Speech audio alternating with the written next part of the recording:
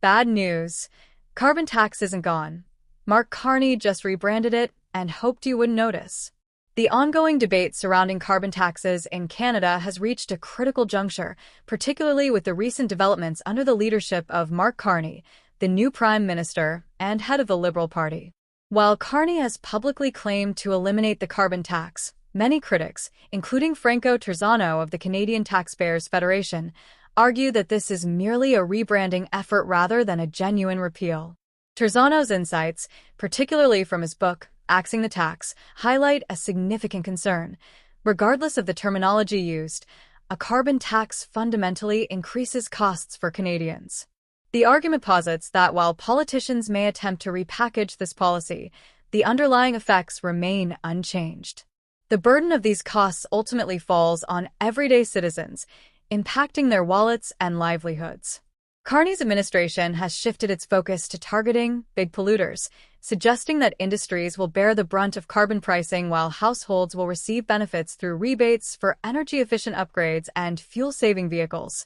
However, critics argue that this approach simply transfers the financial burden from individuals to businesses, which will inevitably pass these costs on to consumers.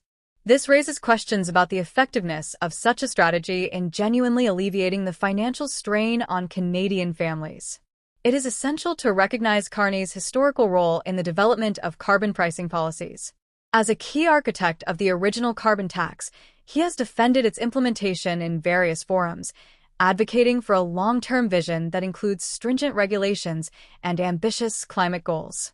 His proposals, such as phasing out combustion engines and establishing floor prices for carbon, reflect a comprehensive approach to climate policy that some view as necessary, while others see it as an overreach that could stifle economic growth.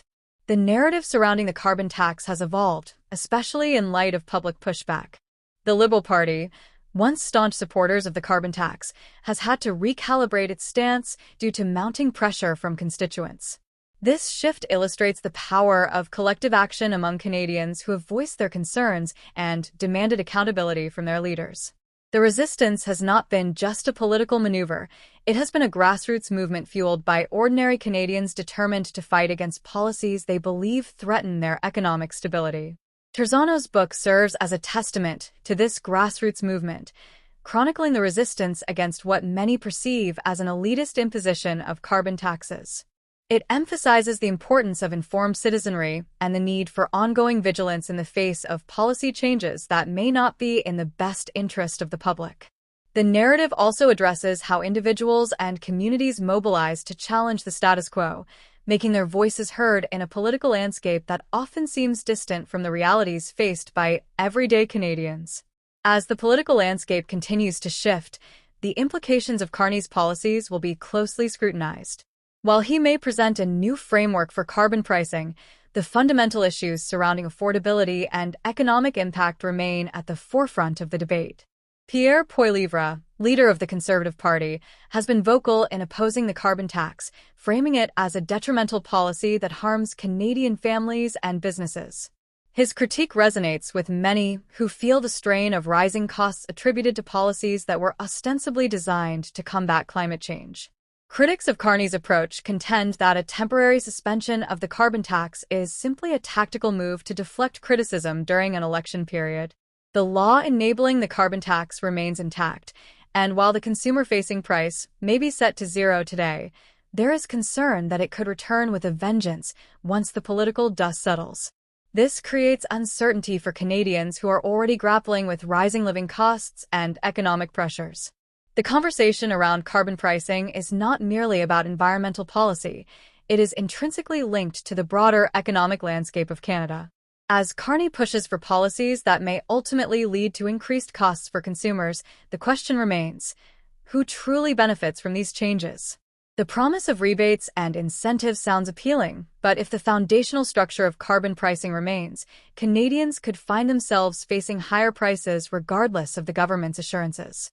The recent pivot in the Liberal Party's messaging reflects a broader trend in Canadian politics, where parties must respond to the electorate's growing discontent with tax policies perceived as burdensome. The Liberals' retreat under public pressure signifies the effectiveness of organized resistance, highlighting the potential for citizen advocacy to shape policy decisions. This dynamic underscores the importance of political engagement at all levels, as citizens hold their representatives accountable for the choices made in their names. Moreover, as discussions about climate change intensify globally, Canada finds itself at a crossroads. The need for effective environmental policy must be balanced with economic realities, particularly in a post-pandemic landscape where many Canadians are still recovering financially. The challenge lies in crafting solutions that genuinely address climate issues without imposing undue hardship on families and businesses. As the election approaches, the rhetoric surrounding the carbon tax will likely continue to evolve. Carney's government may seek to emphasize its commitment to environmental sustainability while downplaying the financial implications of its policies. This duality poses a challenge for voters who must navigate the complexities of climate policy and economic impact when making decisions at the ballot box.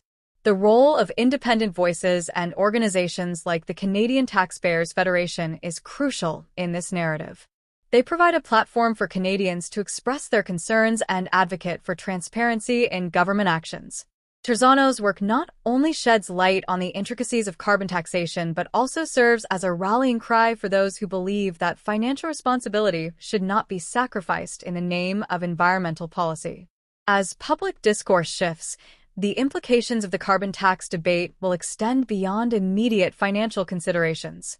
It will shape the future of Canadian politics and the relationship between citizens and their government. The push for accountability and clarity in policymaking is more essential than ever, as Canadians seek to ensure that their voices are heard and that their economic well-being is safeguarded. In conclusion, the fight against carbon taxes is far from over. Canadians must remain engaged and informed, advocating for transparency and accountability in government policies. As the political discourse evolves, it is crucial to recognize the ongoing challenges and opportunities for meaningful change.